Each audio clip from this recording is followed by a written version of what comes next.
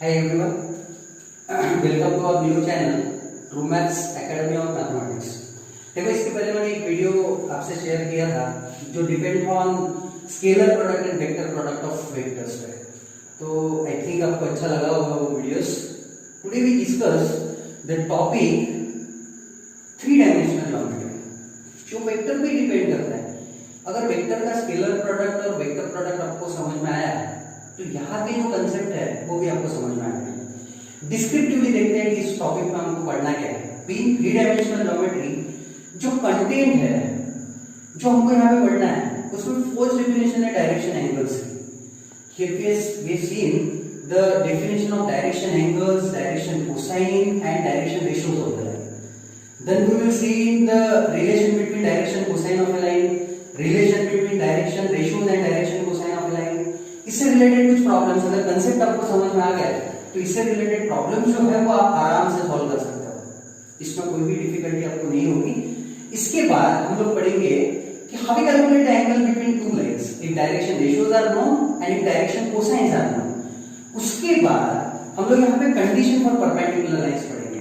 If two lines are perpendicular, इसके पहले हमने डॉट प्रोडक्ट में देखा था कि अगर दो वेक्टर्स का dot product is equal to 0 आता है तो in that case that two vectors are perpendicular to each other।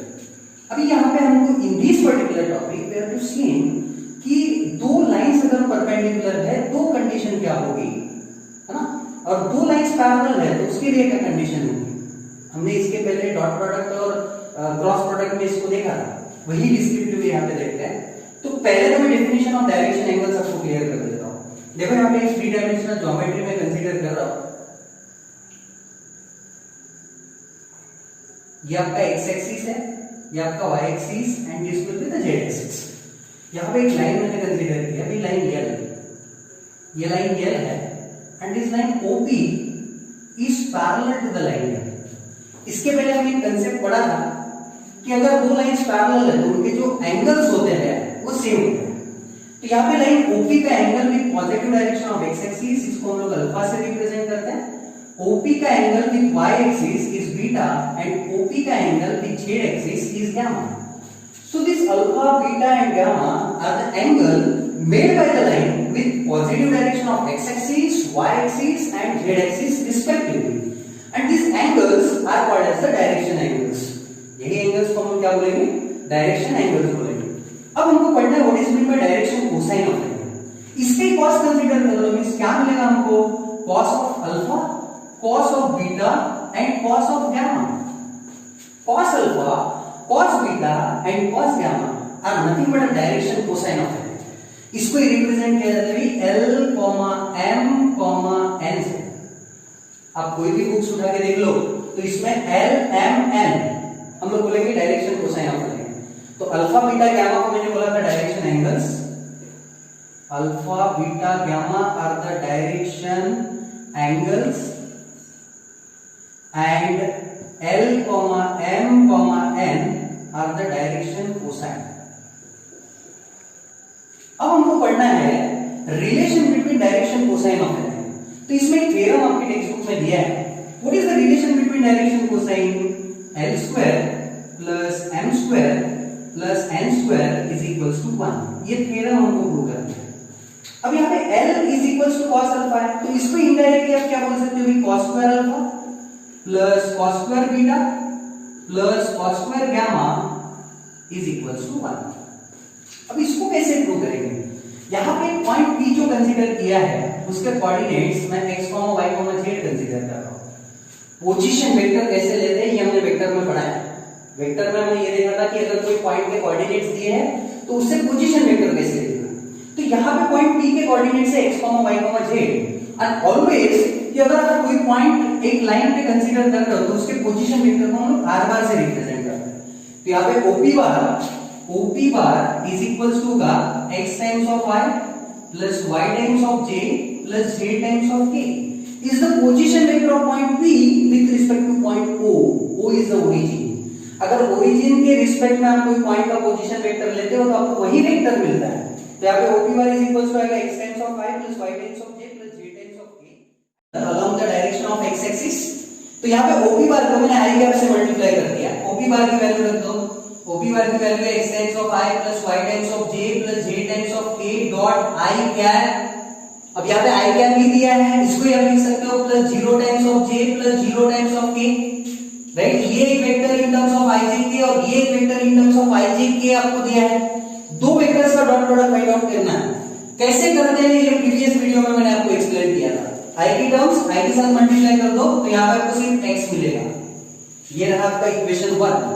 Then again we apply the condition और apply the definition of dot product. यहाँ पे डॉट प्रोडक्ट की definition क्या थी? तो a bar dot b bar is equals to magnitude of a bar magnitude of b bar into cos of angle between this a bar and b bar. अब देखो यहाँ पे op bar dot i cap is equals to क्या मिलेगा हमको? Magnitude of op bar magnitude of i cap into cos of alpha. अब ये cos alpha कैसे लिया मैंने? Alpha is the angle between this OP and x axis.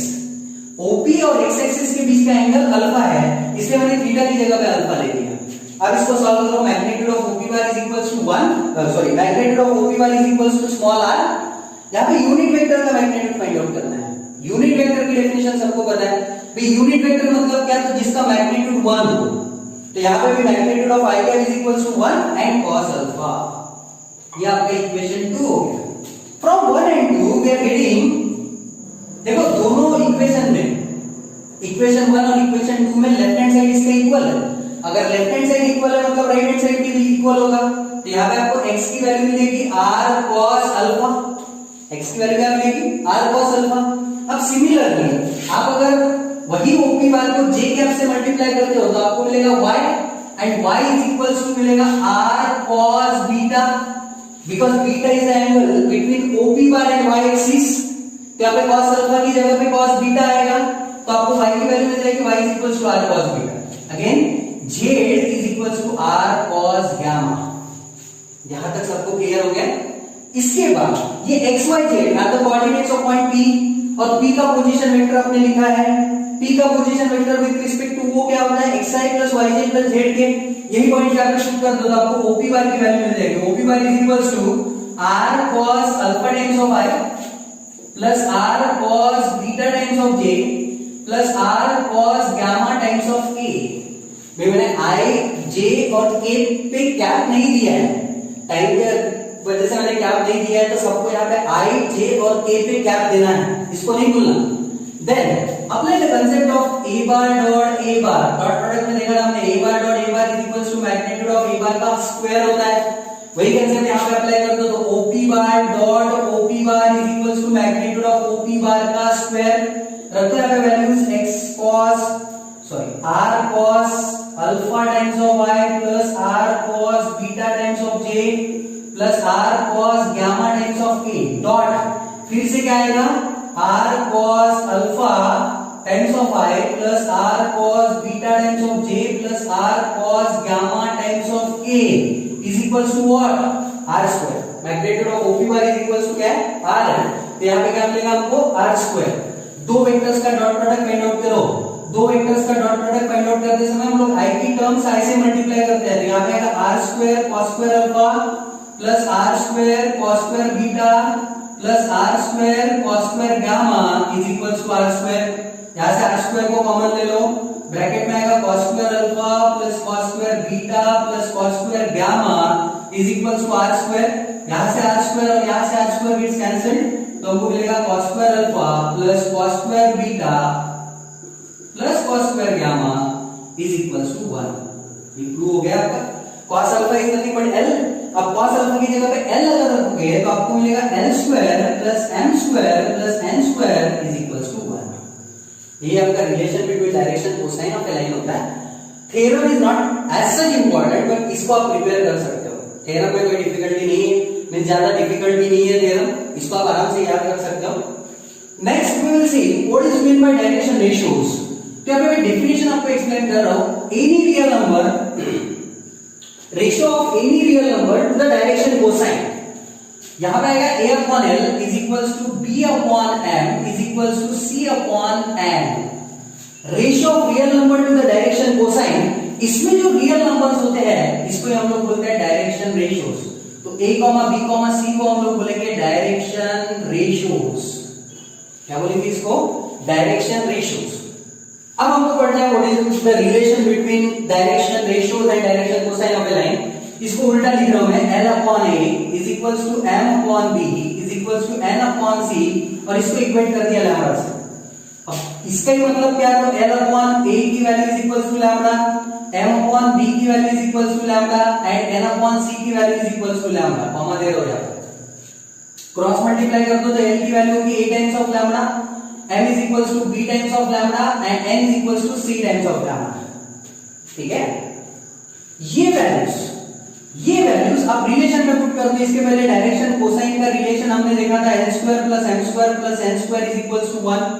L की value A times of lambda, इसका स्क्वायर करोगे तो आपको मिलेगा A square lambda square plus B square lambda square plus C square lambda square is equals to 1। यहां से lambda square को common ले लो, ब्रैकेट में मिलेगा A square plus B square plus C square is equals to 1, means lambda square is equals to 1 upon A square plus B square plus C square. Therefore lambda is equals to plus minus 1 upon under root of A square plus B square plus C square. ये रहे यार। अब ये lambda की value आप इस particular terms में put कर दो तो आपको L की वैल्यू मिल जाएगी is equals to plus minus A upon under root of A square plus B square plus C square.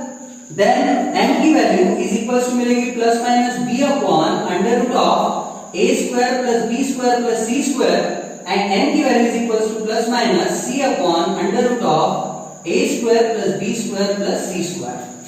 अब L, M और N are the direction cosine of a line. तो यहाँ पे ये क्या डिनोट करता है कि अगर डायरेक्शन रेशियोज ऑफ लाइन आपको पता है तो इससे आप direction cosine of line calculate कर सकते हो। बहुत क्लियर कर दिया मैंने आपको कांसेप्ट, डायरेक्शन रेशियोज कैसे कैलकुलेट करना है। Direction ratios are the real numbers and direction cosine is nothing but cosine of the angles. जो डायरेक्शन एंगल्स है उसके कोसाइन कैलकुलेट करना है तो आपको डायरेक्शन कोसाइन की वैल्यू मिल जाएगी। अब हमको पढ़ना है कि अगर दो पॉइंट से लाइन पास हो रही है, यहाँ पे पॉइंट A के कोऑर्डिनेट्स में ले लो x1 y1 z1 और पॉइंट B के कोऑर्डिनेट्स में ले लो x2 y2 z2। ठीक है, यहाँ पे मैंने दो पॉइंट्स कंसीडर किए और आपकी लाइन ये दो पॉइंट से पास हो रही है। कंसीडर करो आपकी लाइन ये AB है और A और B से पास हो रही है। A के कोऑर्डिनेट से x1 y1 z1 और B के कोऑर्डिनेट से x2 y2 z2। तो आपको direction ratios of that line find out करना है। कैसे फाइंड आउट करेंगे, यहाँ पे आपको लिखना है x2 x1, y2 y1, z2 z1। देखो आप बोलोगे कि सर आपने हमको तो बोला था कि a, b, c are the direction ratios of the line, और यहाँ पे आपने लिख दिया x2 x1, y2 y1 and z2 z1।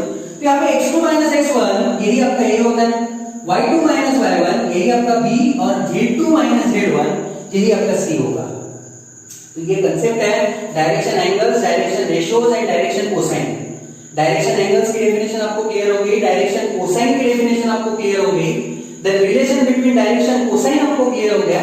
इसके बाद डायरेक्शन रेशियोज के बारे में मैंने आपको बताया, relation between direction ratios and direction cosine आपको एक्सप्लेन किया। Then how we calculate the direction ratios if line is passing through two given points. अब हमको पढ़ना है how we calculate the angle between two lines. देखो direction ratios of दो lines अगर आपको दिए हैं, यहाँ पे मैं लाइन L1 के डायरेक्शन रेशियोज को कंसीडर कर रहा हूँ A1 B1 C1 और L2 के डायरेक्शन रेशियोज को कंसीडर कर रहा हूँ A2 B2 C2, और आपको दो लाइंस के बीच का एंगल फाइंड आउट करना है। तो फार्मूला होता है cos θ is equals to mod क्यों लिया था हम लोग, एक्यूट एंगल फाइंड आउट करना। We know that acute angles ये फर्स्ट क्वाड्रेंट में लाई करेगा और फर्स्ट क्वाड्रेंट में सभी ट्रिग्नोमेट्रिक फंक्शंस ये पॉजिटिव होते हैं, इसलिए मैंने यहाँ पे मॉड ले लिया। तो फार्मूला होगा इसका a1 a2 plus b1 b2 plus c1 c2 upon under root of a1 square plus b1 square plus c1 square into under root of a2 square plus b2 square plus c2 square. Mod complete. ठीक है, आपको अगर दो lines के बीच का angle find out करना है और डायरेक्शन रेशियोज आपको दिए हैं तो आप ये वाला फार्मूला अप्लाई कर सकते हो। Again direction cosine of two lines आपको अगर दिया है, L1 के direction ratios L1 M1 N1 और L2 के direction cosine of line L2 is L2 M2 N2 है, और आपको ये दो लाइंस के बीच का एंगल फाइंड आउट करना है। फार्मूला होगा cos θ is equals to mod L1 L2 plus M1 M2 plus N1 N2। अब आपको पढ़ना है what is the condition for the perpendicular lines, आपको पता है cos थीटा की वैल्यू जब 0 आएगी तभी आपका एंगल 90 डिग्री होगा, और अगर दो लाइंस के बीच का एंगल 90 डिग्री है, इसका मतलब that two lines are perpendicular to each other. तो यहाँ पे cos थीटा की वैल्यू 0 कब आएगी, जब न्यूमरेटर की वैल्यू 0 होगी। Means what is the condition for perpendicular lines, a1 a2 plus b1 b2 plus c1 c2 इसकी वैल्यू इज इक्वल्स टू 0, या फिर डायरेक्शन कोसाइन अगर आपको दिया है तो इसकी वैल्यू इज इक्वल्स टू 0 अगर होती है, इसकी वैल्यू अगर 0 है तो भी हम लोग बोल सकते हैं कि that two lines are perpendicular to each other. What is the condition for parallel lines?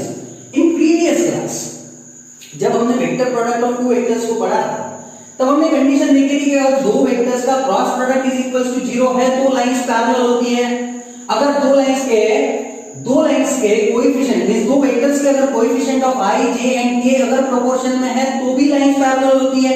यहां पे अगर दो लाइंस आपको दिया, दो लाइंस के डायरेक्शन रेशियोज आपको पता है, तो condition for parallel line is what, उनके जो डायरेक्शन रेशियोज है वो प्रोपोर्शन में होना चाहिए। मींस क्या बोल सकते हैं हम लोग, a1/a2 is equals to b1/b2 is equals to c1/c2। अगर a1/a2 is equals to b1/b2 is equals to c1/c2 है तो that two lines are parallel to each other is the condition for perpendicular and parallel lines। तो यहाँ पे मैंने three dimensional geometry से related सारे concept आपको क्लियर करके दिए। अगर वीडियोस आपको अच्छा लगता है तो please like and subscribe it. आपके फ्रेंड्स को भी बोलो, अगर उनके भी कंसेप्ट क्लियर होते हैं इस वीडियो से तो ये बहुत अच्छी बात होगी। इसके बाद हम लोग कुछ और वीडियोस पढ़ने वाले हैं, जो मींस नेक्स्ट वीडियो आपका लाइन और प्लेन पे डिपेंड करेगा, जो इस साल के सिलेबस में भी है, न्यू सिलेबस में भी है। तो ऐसी वीडियोस आपको मिलते जाएंगे। अगर आपको पसंद आता है तो लाइक और सब्सक्राइब जरूर कीजिए। Thank you very much.